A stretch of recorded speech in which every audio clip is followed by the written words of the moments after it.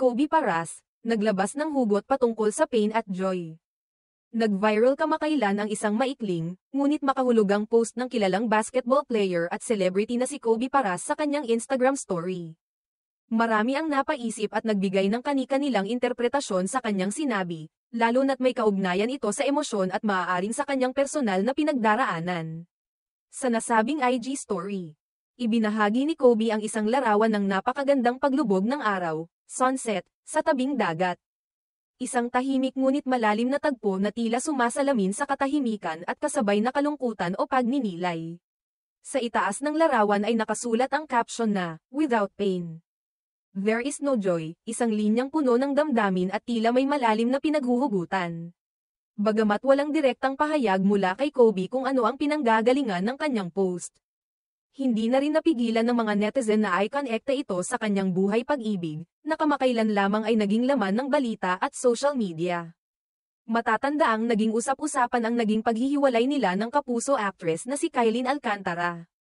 Ang dating magkasintahan ay naging paboritong pag-usapan ng mga fans sa social media. At naging visible sa mga public appearance noon. Kaya naman nang mabalitaan ng publiko ang kanilang breakup, marami ang nadismaya at nagtaka kung ano ang dahilan.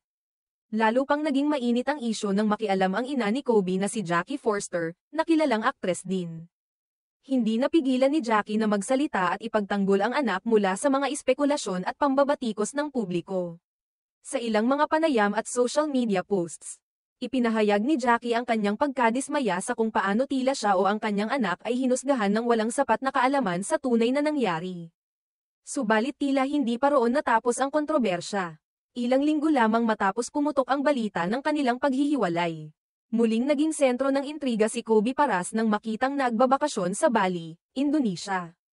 Ang mas naging kontrobersyal pa rito ay nang makunan siya ng larawan kasama ang isang hindi pa nakikilalang babae, magkahawak kamay pa sila habang naglalakad.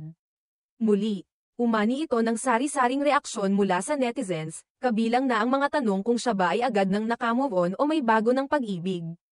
Sa kabila ng mga espekulasyon at batikos, nananatiling tahimik si Kobe Paras sa tunay na estado ng kanyang personal na buhay. Ang tanging pagbabahagi niya ng mga simpleng posts tulad ng sunset na may kasamang malalim na pahayag ay tila paraan niya ng pagpapalabas ng kanyang nararamdaman. Ngunit hindi direktang nagsasalita sa publiko. Ang kanyang caption na, "Without pain, there is no joy," ay maaaring tumukoy sa realidad ng buhay, na sa bawat sakit na ating nararanasan, mas tumitibay ang ating pag-unawa sa tunay na kahulugan ng kaligayahan. Isa rin itong paalala na sa kabila ng kabiguan, may mga aral at bagong simula. Sa huli, tulad ng maraming kabataan at personalidad sa industriya, si Kobe Paras ay patuloy na hinuhubog ng kanyang mga karanasan, sa pag-ibig man, sa pamilya, o sa personal na buhay.